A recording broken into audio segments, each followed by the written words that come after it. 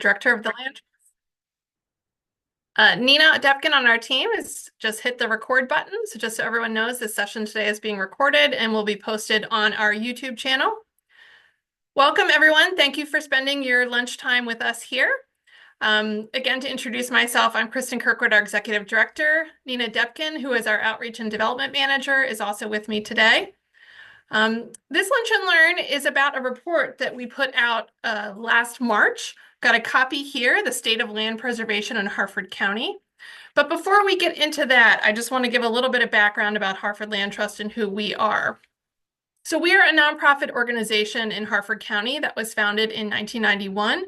I see many of the names here of our attendees today already know us, but for those of you who don't, to reiterate, our mission is to conserve land and protect its natural resources for the benefit of all people in Harford County. And we really prioritize 4 different types of land, many of which happen on multiple, many of these properties happen on priorities happen on one property at a time. But that is land for nature, land for food and fiber, land for clean water, and land for people. Jumping into this report, though, this really came out of a lot of conversations over my tenure here at the Land Trust, which is almost 8 years now, where it seemed as though there was a lot of misinformation about what is land preservation, why does it happen, how does it happen, what are our goals in this county, who are the players, is it permanent, is it not? These are questions that we hear quite frequently here. So I got together with our team here at the Land Trust, also with Bill Amoss, who recently retired as the county's land preservation administrator, Jen Wilson, who's now stepped into that role and I see is on the call today and can certainly chime in. We also worked with Deb Bowers, who is on our board here at the Land Trust, and she is a longtime land preservation professional, most recently in Carroll County and prior to that with the Manor Conservancy. So we said we really need to create some sort of a document that has all of this information in one place. And ideally, this will be something that we will continue to update, perhaps on an every 5-year basis, that has all of the master data for the county and all of the related information. So this was meant to be an overview of the progress to preserve land in the county and give recommendations to answer those key questions and to make sure everyone understood the programs and partners to preserve land. We also then did engage with an expert in this area, Professor Tom Daniels, who is out of the University of Pennsylvania. And for this Mid-Atlantic region, Tom is definitely one of the foremost experts and academics in this area. And he's done a lot of similar reports for other Maryland counties, as well as his home area of Lancaster, to provide us that outsider perspective and really make sure that we were looking at how Harford County is doing and comparing it with others in our region. So that then led to this report that we have here. You can find this on our website as well. I'll ask Nina to put that link in the chat for everybody. Also, we do have copies here in our office. You can stop by any time, or if you want to shoot us a note, an email at info@harfordlandtrust.org, we can get you a copy of this. The county also has some copies in the Ag Center as well. So just to start off with this, I want to set the scene by talking about population growth in the county. So as you can see here, back in the 60s, even 50s before that, for example, when my parents were born, we had a kind of chugging along little by little up to that point. But then we nearly doubled between 1960 and 1980. So there was explosive residential growth during that 70s and 80s period in particular. Also, what came along with that is that land prices and land development just accelerated dramatically. When we want to fast forward here to where we are in 2024, so you can see that we're definitely now getting closer to like 265,000, I think is what the latest census had. But we will certainly increase here. And the projected increases to 2030 and 2040 have us at slightly higher than the population growth for all of Maryland. So to be clear, land preservation is not a no-growth strategy. Harford County, just like other nearby counties of Lancaster and places in Delaware, have certainly increased our population as well as our economic opportunity, while at the same time preserving significant acres of land. So to be clear, there's a misconception oftentimes that land preservation and economic growth and prosperity are on opposite sides of the spectrum. They're really not. Land preservation is a key element to the prosperity of our county and is certainly in no way meant to be a no growth or no development strategy. So then looking at what we've done over time here. So we have, as of the data of this report, which goes through June of 2023, we had over 63,000 acres preserved. Between that time of June of 2023 and today, we've preserved over 1,000 acres more. So our current total is over 64,000 acres. This represents an investment of more than 253 million in public and private funds since land first started to be preserved around 1982. So on this graph here you have in front of you, the blue represents the cumulative acres preserved, and green is the cumulative investment in that. And this graph in particular is private lands. That's important because there are also ways, which I will talk about, in which we preserve public lands that are publicly accessible, usually owned by municipalities, the county, or the state. But this graph specifically is those private lands. So here is a map. This is actually one that Jen just shared with me yesterday that updates this through September of 2024. It's a little tough to see, but that legend there is important because oftentimes we get questions where people assume that land preservation is always the same. And there are some commonalities in terms of when land is preserved, the way that we talk about it, it is permanent, meaning that it runs with the title of the land. No matter who owns the property or how far in the future, it remains preserved. So things like that are common throughout these. But yet you can see there's a lot of different colors here. So there are many different preservation programs, all with a slightly different focus. I'll talk about some of those a little bit later in the presentation, but they all work together to create this mosaic of preserved properties across the county. So you'll see a lot in this northern tier above that red line, which is our priority preservation area. All counties in Maryland have a priority preservation area.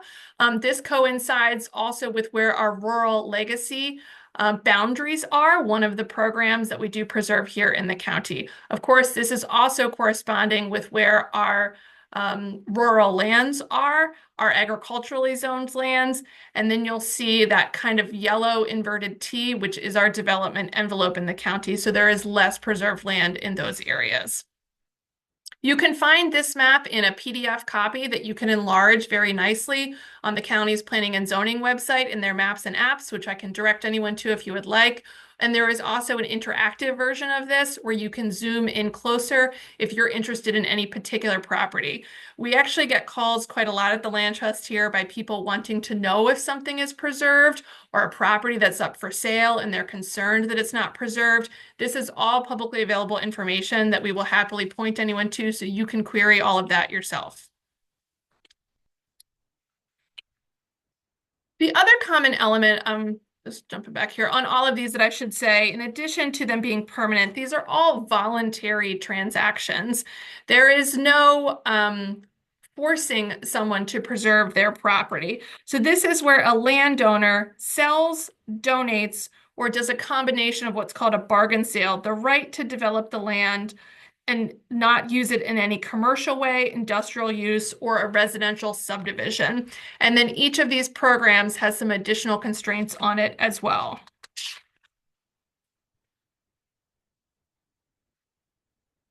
Of course, land preservation does work in concert with other growth management tools as well. And one of the most important that I just mentioned is our development envelope. That was designated in 1977 to ensure that development is targeted and concentrated in areas that are planned for services such as water and sewer, while discouraging that development in the rural areas. So again, most of the green here represents those places that are agriculturally zoned. The white are our rural villages, and most of those colors in that inverted T represent other zoning designations within our development envelope. And all three of our municipalities here as well are within that.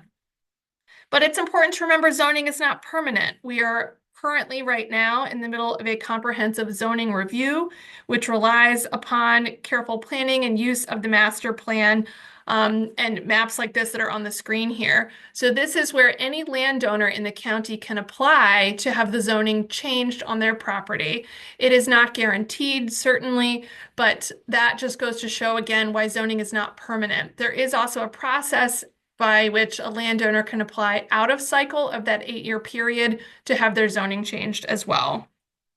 There are other planning tools that we go over in the report, such as the Sustainable Growth and Preservation Act of 2012, which limits subdivisions based on the number of septic systems that a property can have. And again, that is to discourage significant residential growth in those areas where water and sewer service is not planned. That is both an environmental control, and again, what comes with those residential growth areas is other services that are expected.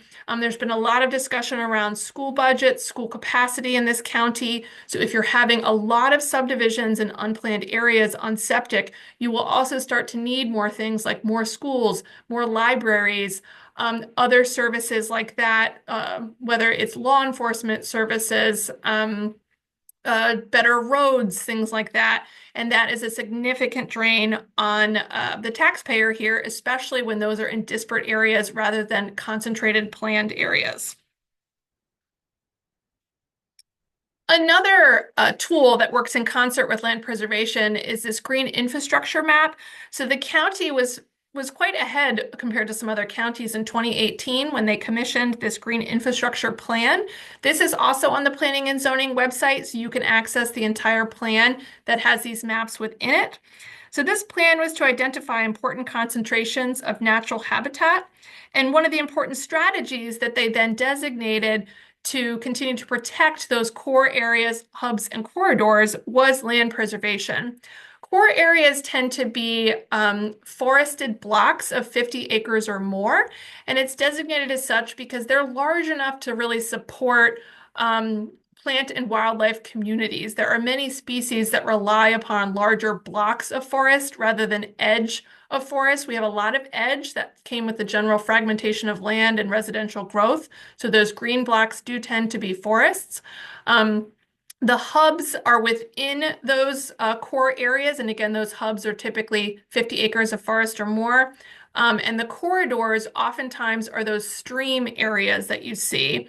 So this doesn't completely track with the priority preservation area. You can see there are large blocks elsewhere, but we do look at this when we are looking at areas to preserve land. And recently the county program did institute some additional points in the scoring to acknowledge those properties that have those green infrastructure assets. And not only is this important for habitat, when we are looking at, for example, stormwater solutions, these areas can absorb larger amounts of water and they slow the flow of water as well. There are metrics you can look at for watershed health, and if a certain watershed has a high level of impervious surface, you're almost certainly going to see stormwater issues. So we are looking to shore up some of these green infrastructure areas, which really are also public infrastructure solutions. So now we get to the why. Why are we preserving land in the first place? Each of these three areas, there is a significant discussion of that in the report, which I would encourage you to look at if this is of interest to you. But we sort of say this is a triple bottom line of benefits here. Some people, of course, just assume it's all environment, and many of us understand the benefits there, but it's economy, society, and environment. So just to take economy first, this does promote economic development. Recent studies show that we have nearly 600 farms in the county, and this makes up about $1 billion per year in economic activity. And that is just looking at agriculture. That's not taking into account the other natural resource economic benefit. For example, next week there'll be a report that's issued for the entire Delmarva Peninsula, and they have determined that the economic activity of the natural resource economy, so not looking into watermen and agriculture, is $8.6 billion per year. So that's on the entire Delmarva Peninsula, which is much bigger than us. But you could sort of extrapolate what our natural resource economy would be on top of that agricultural economy as well. It does promote local investment. Studies also show that when you are paying private landowners for easements, it is almost always reinvested back into the community, and that is even more so when there is active agriculture on that land. Local jobs, there are about 4,000 jobs alone just in agriculture in this county. And then, of course, tourism. Agritourism and outdoor recreation tourism has really been booming in this county. There are some figures out of Visit Harford for that. But just as an example on this, I know during COVID that for Susquehanna State Park alone, I think it was the year 2020, there was over 300,000 visits to Susquehanna State Park. And certainly some of those are local residents, but there are a lot of people coming from outside of our county to enjoy all of our open space.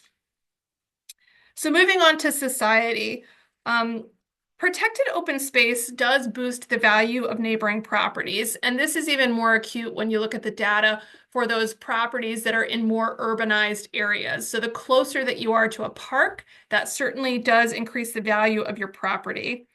Access to recreational space is also a top determinant for businesses and families when they're looking to relocate. This is also very true for retirees. There are some studies that have come out that when retirees are looking to either stay in a place or relocate in a place, access to outdoor recreation is one of the top 3 considerations that they are looking for.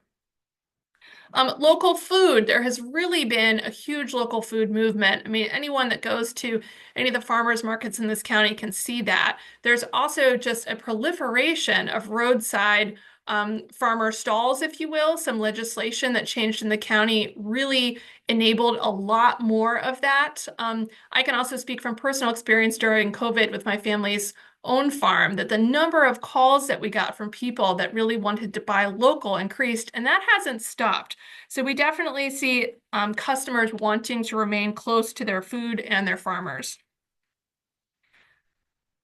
I spoke a little bit about this with the development envelope, but there is some hard numbers that we share in the report around the avoidance of costs through smart growth. And one of the figures, there is a study called a cost of community services study. So for every dollar that a landowner pays in taxes, they will demand a certain amount in services. So for businesses and farms, they almost always pay more into the pot than what they demand out of it. For residences, that's the opposite. For every dollar that they pay in, they require more than a dollar in services. You can do an analysis if a home gets to a very high value, that's not always true, but for the median home in Harford County, that is definitely true.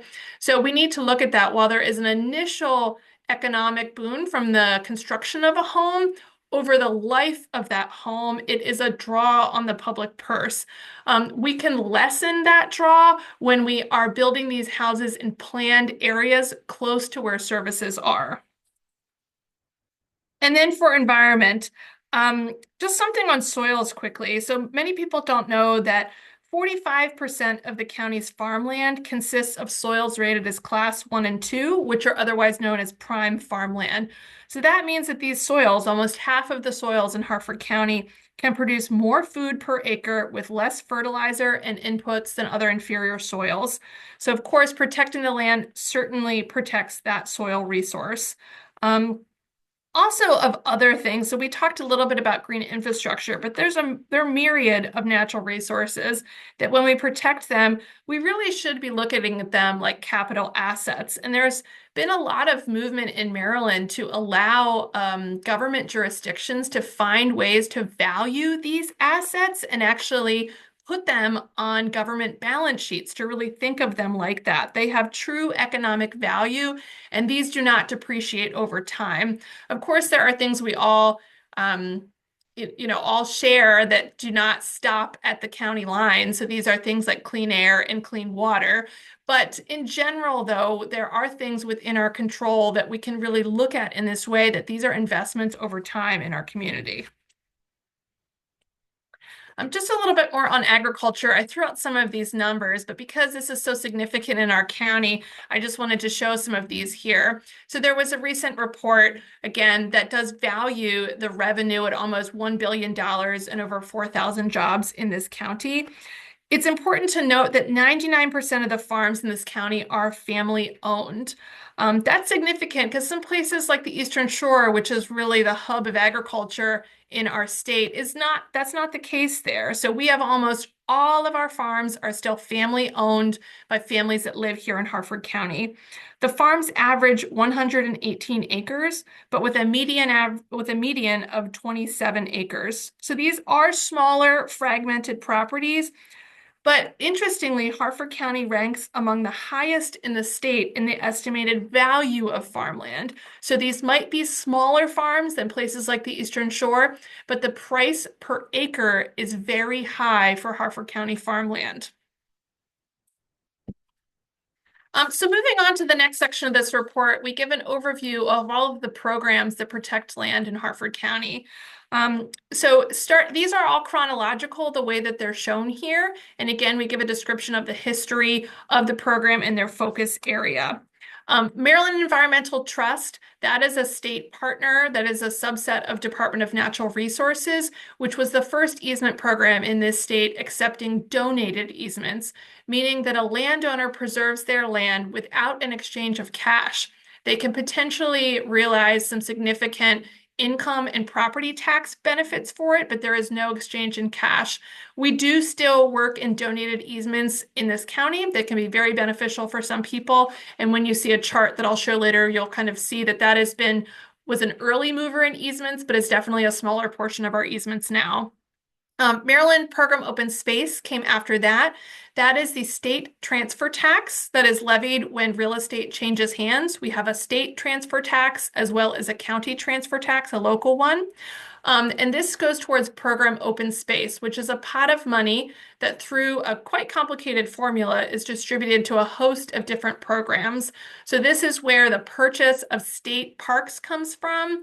There is an allocation that goes to local jurisdictions that helps buy county land, municipal land, some capital improvement when you think of maintenance to fields, new playgrounds, lights, things like that. Also, that goes towards the next few programs. The Maryland Agricultural Land Preservation Foundation receives their funds from Program Open Space, as does Maryland Rural Legacy.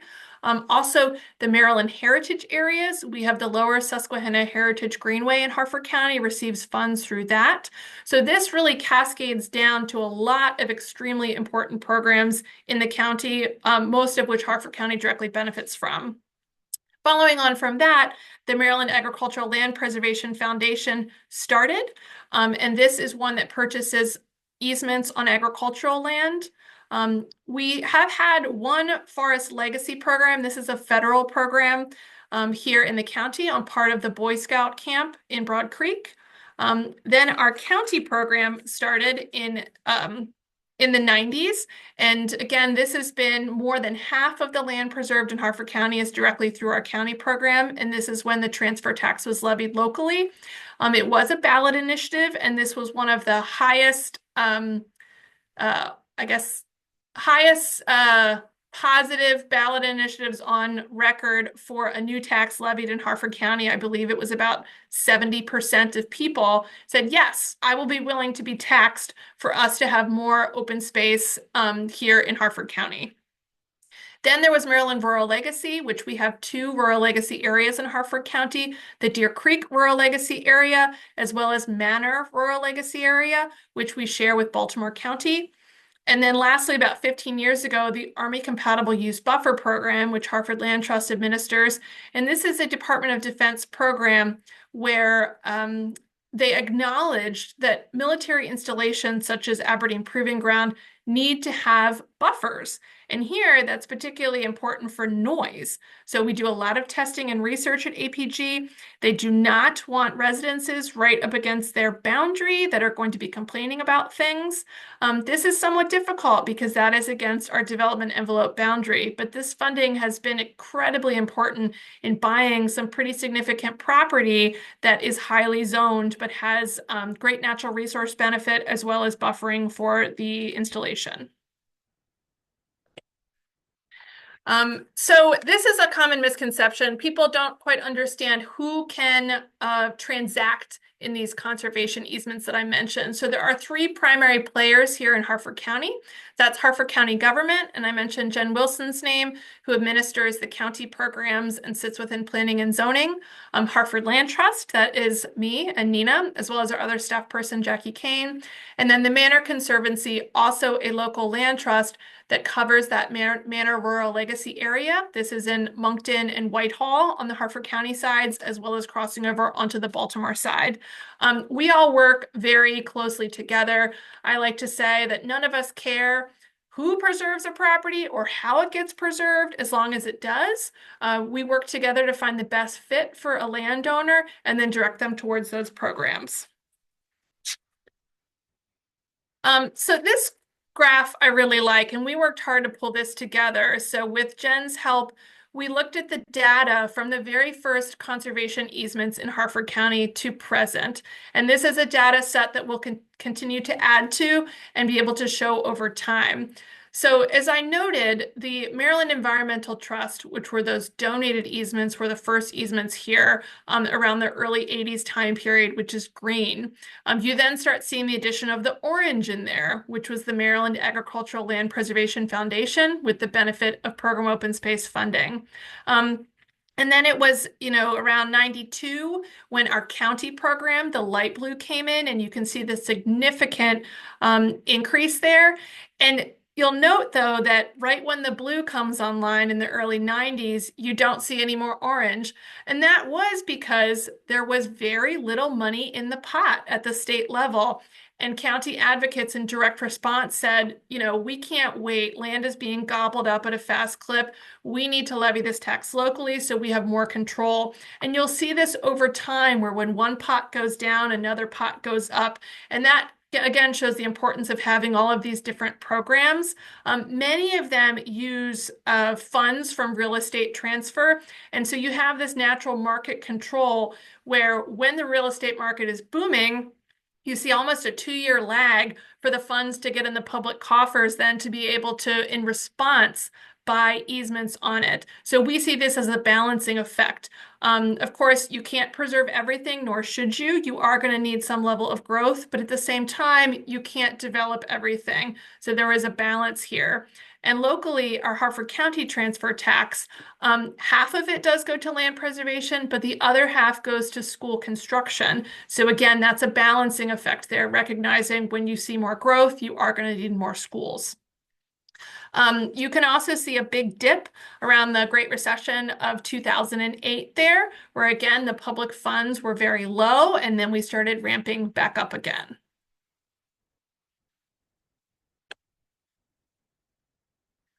Given the importance of the county program, I wanted to share some numbers. This chart is also in the report of the past few years. So you can see that there have been some low years, but some really nice years. And I know Bill Amos had always said he considered it a good year when there was at least 1,000 acres preserved, not just through this program, but the other programs together. And we have really done well on that in the past 5 years. You can also see the funds spent here on that. There is a process by which, per some recent legislation, that the Treasury will report upon the amount of money that is in that transfer tax pot, and then it will be decided how much will be released in a given year. The county also really pioneered an innovative mechanism called an installment purchase agreement that allowed the county to really stretch this money farther. So depending on where interest rates are, instead of giving a landowner a lump sum for that easement, they can actually give them certain money up front and then pay them the balance over a period of 10 years with a small amount of interest and then a balloon payment at the end. So it allows the initial purchase of many more easements up front than would otherwise be allowed. And now many other states have copied that mechanism as well. Um, we wanted to talk about public open space in this report because in so many people's minds, private and public land conservation are very tied together. And oftentimes I find that people's access and just their awareness of public open space really does cloud their entire perception of land preservation in general. So we find you need to show people where both are happening. For example, we get a lot of questions from people that live in or near the development envelope and say, well, land preservation doesn't matter to me. I just need parks. And so that's very much understood because they aren't seeing as many large private properties near them. But if you look at this map here, these big green chunks, you can see that we really do have land in a lot of spaces. Of course, we've got the big parks like Gunpowder and Susquehanna State Park kind of on either the east and the west of us here. But we have about 13,500 acres of public open space in this county. And that might seem like a lot at first blush, but the state really recommends 30 acres of public open space for every 1,000 residents.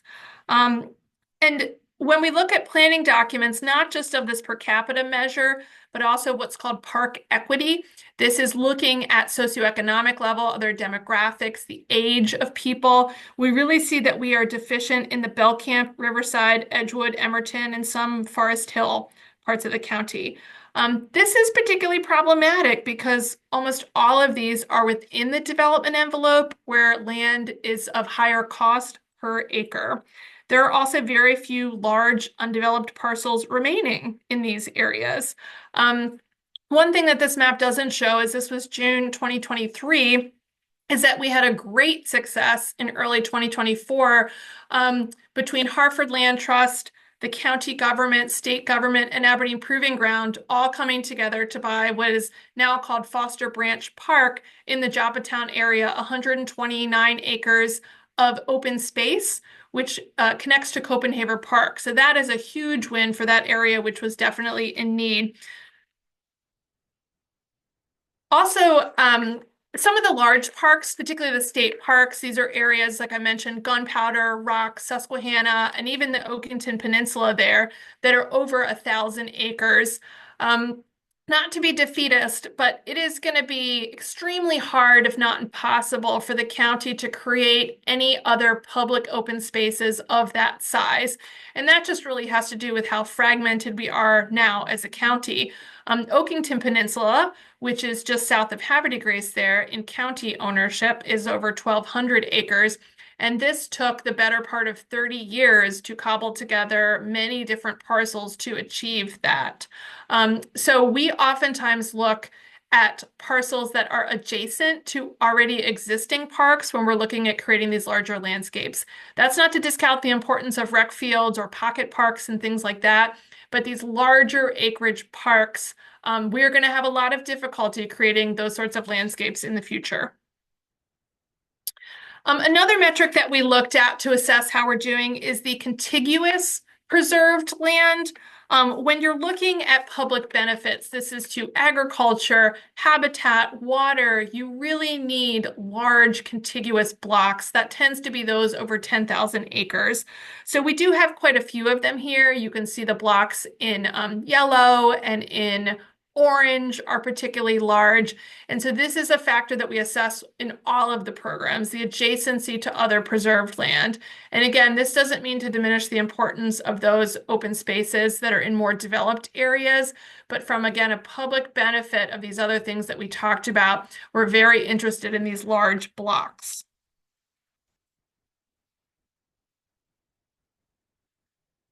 So how do we rack and stack against some other counties? So Harford County used to be #1 in terms of our acreage preserved. We have now fallen a little bit, but you'll notice that many of these are across the northern portion of Maryland. And if you look over the Mason-Dixon line, we are kind of in this very interesting belt of preserved land, kind of going from Philadelphia downwards all the way to Frederick. So that is really important that it's not just in Maryland here. We have a lot of neighbors to the north doing very well in this also. And some of the reasons that we are doing so well is, of course, the funding that we've made accessible here in Harford County, including our county program. But then why are these other counties above us? And a lot of that does have to do with planning and zoning. So in Harford County, in our agricultural area, the rules are that you can build one house for every 10 acres. There's a lot of nuance in there, but that's broadly our zoning allowance. Some of these other counties have much more, I guess, lower density allowances than we do. For example, in much of northern Baltimore County, only one house can be built for every 50 acres. So this really means that even if a property isn't preserved, its pressure from development is much less than it is here in Harford County. So we do need to look at these things together, our land preservation programs and our planning and zoning regime and how they act in concert. 2 years ago, there was legislation in Maryland passed called Maryland the Beautiful, which mirrored some federal legislation, which set goals for the state to preserve 30% of its land by 2030 and 40% of its land by 2040. Maryland announced last year, Governor Moore did, that we had recently across the state reached this 30% metric. So with this report, we went ahead and crunched these numbers for Harford County alone. Aberdeen Proving Ground really does scuttle our numbers somewhat, so that's why you see that we have taken it out. We don't exactly have control over the federal installation and what they're doing there. So for purposes of running the metrics, that has been taken out. So looking at our conservation easement number plus parkland as of June 2023, that gets us just over 76,000 and a half acres, which was 31.5%. So this is very exciting, certainly, but if we look at how we're going to meet the 40 by 40 goal, this would require an additional 20,500 to 35,800 acres, depending on how you include Aberdeen Proving Ground, over the next 15 years. And based on the average cost of conservation easements over the past 3 years, this would mean we would need an additional $120 million in today's dollars.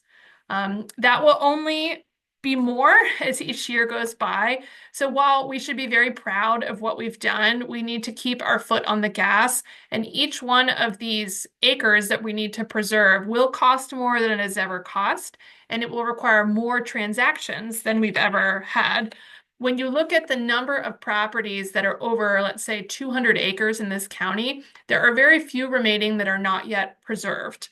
So again, that gets back to more transactions at a higher cost to keep seeing the preservation that we need to see here in this county.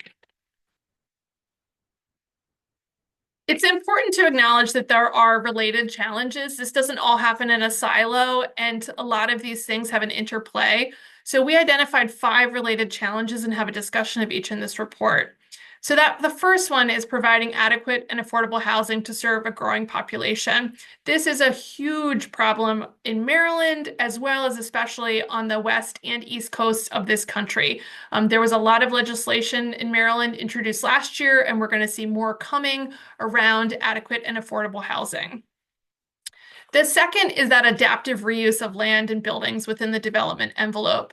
This county has largely had a posture of developing virgin or green land, as had many places across Maryland, but we really need to evolve and graduate into looking at adaptive reuse of land and buildings first before we are looking at virgin land. As they say, they're not making any more land, so we need to start becoming very cautious of the use of new land and finding those ways to incentivize and make it attractive for developers to be reusing land and buildings that are already developed. The third here is managing demands for commercial, industrial, solar, and other large acreage non-residential developments. Right now in Maryland, there are significant discussions around solar and transmission lines. Many of you will be familiar with the Maryland Piedmont Reliability Project, which is affecting our 3 counties just to the west of us across Baltimore, Carroll, and Frederick counties for a very large transmission line. There's also lots of discussion around solar siting. Right now, the Eastern Shore is seeing a proliferation of applications and solar development interest because there are large flat farms. You can deal with less landowners and the land is cheaper there. But we will start to, I think that we're going to see this tension here around these other needs for land in the state. And it's important that we're not, as they say, cutting off your nose to spite your face when we're looking at these other needs. There's definitely a changing economics of farming here in Harford County. You're kind of seeing things separate. So are there more large farms with annual sales of more than $500,000, or a lot of small farms selling directly to customers? You're seeing less of those medium-sized farms. And just last year, after about 2 years of effort, there were some changes made to our county agricultural preservation program to acknowledge these changing economics of farming. And that, as I noted, many of these large farms have been preserved, and we need to look at the viability of some of these smaller farms that are selling directly to customers or doing more manual labor type farming of things like flowers or grapes or pick your own produce and things like that. There's also, of course, the impacts of climate change and biodiversity loss. All the land that we preserve certainly is creating carbon sinks, whether or not it's a forest or a farm. And different from other parts of the state. For example, I've mentioned the Eastern Shore quite a few times, but even looking at Carroll County, which Carroll County has much less forest than we do. Here in Harford County, most of the properties that you preserve do have streams and forest on them as well, and that is definitely incentivized through the programs to look at properties that have this mosaic of landscapes on it, which certainly are important for biodiversity. We also have a series, 6 different recommended actions here. So one of them is certainly maintaining the money that we have coming in to the county program. We don't have as much control over the state level funding, but we certainly do over the county program. And that is critical to have that designated funding that does not come out of the general fund to keep purchasing conservation easements. When we're looking at smart growth, maintaining the boundaries of the development envelope is going to be critical to really forcing that redevelopment of existing space that is underutilized or just needs to be reinvested in. I mentioned Maryland the Beautiful, the act that changed the goals in Maryland to 30% by 2030 and 40% by 2040. In the next master planning cycle, those are goals that the county could adopt as well. Right now, there is a goal of 75,000 acres of private land. So those are those private conservation easements. But perhaps we should look at a goal of adding together the private and the public lands and then taking steps towards meeting this 40% by 2040.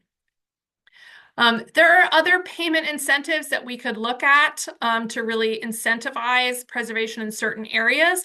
And I think that this in some way has already been implemented by some of the changes to the county program. There are now incentive payments that one of the biggest ones is sort of on a green belt around the development envelope because we want to create those disincentives, I'll say, to sprawl by larger areas of preserved land. We could continue to look at more of those kind of location-based incentives as well. I talked about the problem with accessing large open space parcels for public access in the future. So we're going to need to be really proactive and bullish here in the county. We at the Land Trust, for example, have been looking into ways where we can do things like option contracts with landowners. So maybe that's not the time for them now, but we know that that is a key property for public parkland. And maybe we could put some things in place to ensure that in the future at some point, that might be a piece of property that we could access. We do sometimes hear from people, well, some of our parks aren't that well taken care of now, so should we be buying more land? But it is our opinion at the Land Trust that even if we are banking this land for the future, the window of opportunity to buy these properties for parkland is closing.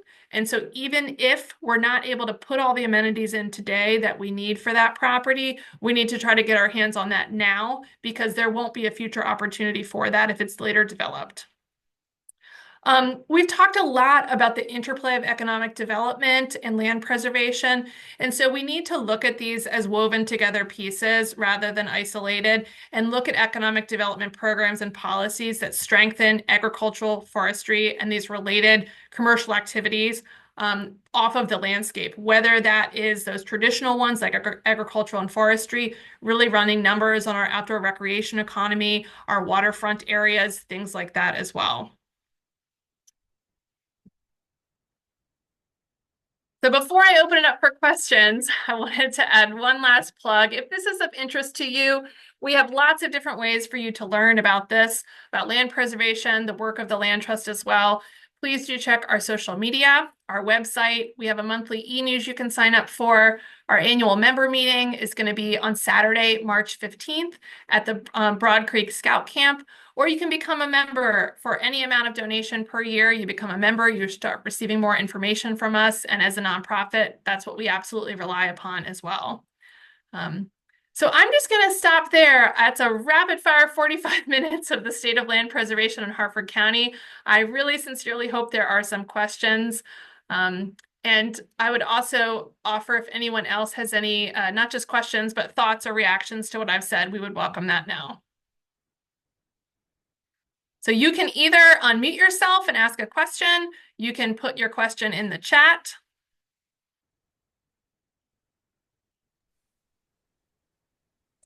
Kristin? Yes, Angela? Hi, Angela Robertson from the town of Bel Air. How are you? Thanks Hi. so much for a great presentation. I do have a question, and I haven't had a chance to go back. It was rapid fire, so haven't had a chance to see if maybe you answered it later. But a question that came up was that you said that the state recommends 30 acres per 1,000 residents in recreation land. Do Correct. you know, and that you also said that we're slightly deficient in that. Do you know where we are with that? We are teeter-tottering. So we have achieved that right now. If you look at it, and I can't remember the number off the top of my head. It is in the report of exactly where we are. But of course, that changes year by year because our population keeps growing.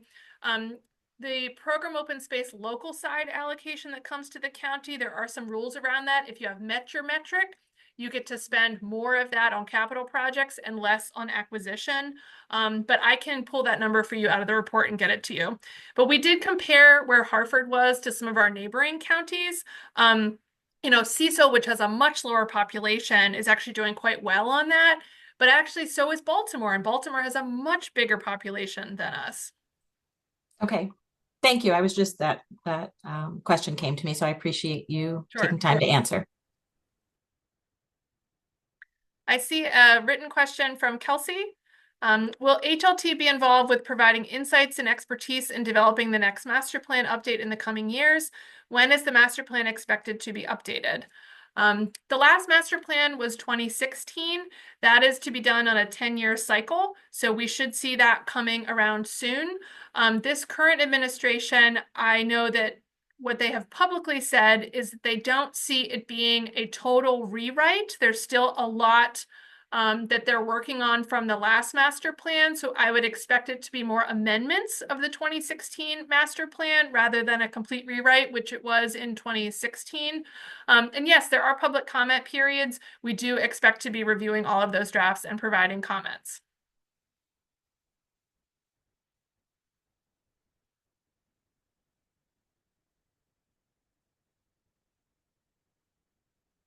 Anybody else? Hey, Kristin, John Garrison here. I was wondering if you had an idea of the single biggest win for Harford County land preservation in 2024, and what was one of your biggest challenges? Um, well, there's a couple different. I wouldn't just pick one. So many of us worked very hard to carefully analyze the county's preservation program to see what changes could be made to set us up for success for the next 20 years. And it was difficult because it was really taking what was already a great program and trying to make it even greater. So sometimes that's a difficult task. There was a lot of data analysis, a lot of focus groups. Jen Wilson, who I mentioned on this call, was really integral in that and led the charge. And so I think that was a big success. It's sort of a quiet, unsexy behind the scenes success, but we feel really proud of it because, as we said, it was taking what was an excellent program that has served the county and setting it up for success for the future. I also do think that from a public lands perspective, that property that I mentioned in Joppatown was a huge win. That area was definitely deficient, and there are very, very few large properties remaining in that area. So I think those two are kind of in the past year what I think of as big successes.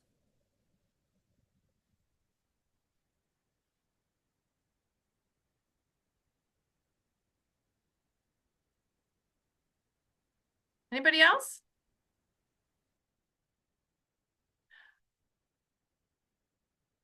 Well, I don't want to put you on the spot, but Jen, did I miss anything? Sorry, there I was trying to unmute myself a couple times.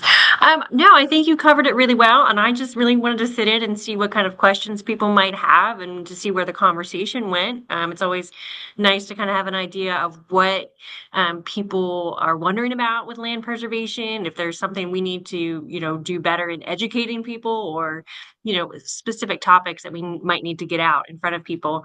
And just because it's on my mind. For our county program, we have an application deadline coming up on May 1st. So if you're a landowner that's interested, if your neighbor is a landowner that might be interested, feel free to, pass that information on. Absolutely. Thanks, Jen. Jim Christmer had a question about deciding what to do with the Swan Creek Peninsula, Oakington Peninsula. So yeah, this is something that we at the Land Trust have been very involved in. So many of you have been to Swan Harbor Farm, for example. This is the area where that is and all the lands around it. So really the final puzzle piece, which was Bellevue Farm, which was purchased in 2020. That was a project that we worked really hard on along with Parks and Rec. So there is now 1,200 acres of public lands there. But just for comparison, that dwarfs anything else that the county has in their ownership. That kind of Annie's Playground up to Edgeley Grove sort of area is the next biggest site. And then ones like Harford Glen, which is Board of Ed. So this is on a whole different league in terms of the size and the opportunity of this space.